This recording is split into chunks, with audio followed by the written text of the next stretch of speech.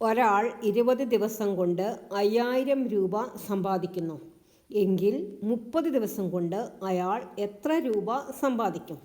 അപ്പോൾ 20 ദിവസം കൊണ്ട് സമ്പാദിക്കുന്ന പൈസ, 20 ദിവസം അയാൾ സമ്പാദിക്കുന്നത് 5000 രൂപയാണ്. അങ്ങനെയാണെങ്കിൽ 30 ദിവസം കൊണ്ട് അയാൾ എന്ത് സമ്പാദിക്കുന്നതാണ് ക്വസ്റ്റ്യൻ. അതിനെ നമുക്ക് എക്സ് എന്ന് കണ്ടു കൊടുക്കാം. അതായത് ഇവിടെ ഇതൊരു ഡയറക്റ്റ് പ്രൊപ്പോർഷനാണ്. ഡേയ്സ് നമ്മൾ 20 ദിവസം കൂടുമ്പം നമ്മൾ ഉണ്ടാക്കുന്ന പൈസയും കൂടും. അപ്പോൾ ഒരു ക്വാണ്ടിറ്റി കൂടുമ്പോൾ മറ്റേ ക്വാണ്ടിറ്റിയും അതേപോലെ കൂടുകയാണെങ്കിൽ അത് ഡയറക്റ്റ് പ്രൊപ്പോർഷനാണ്. അപ്പോൾ ഡയറക്റ്റ് പ്രൊപ്പോർഷൻ ആകുമ്പോൾ നമുക്ക് ഡയറക്റ്റ് തന്നെ ചെയ്താൽ അത് 20/30 = 5000/x. അപ്പോൾ 20x = 5000 × 30.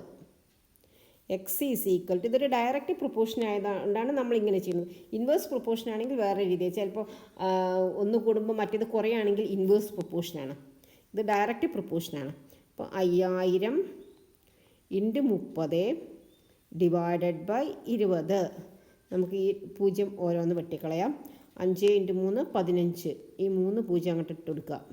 /2. 2 കൊണ്ട് ചെയ്യുക പറഞ്ഞാൽ ഈ സംഖ്യയുടെ പാതി എടുത്താൽ മതി. 15000ൻ്റെ പാതി 7500.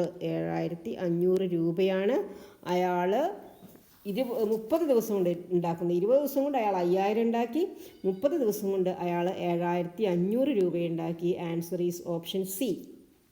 If you like this video, please like, share and subscribe. Thank you.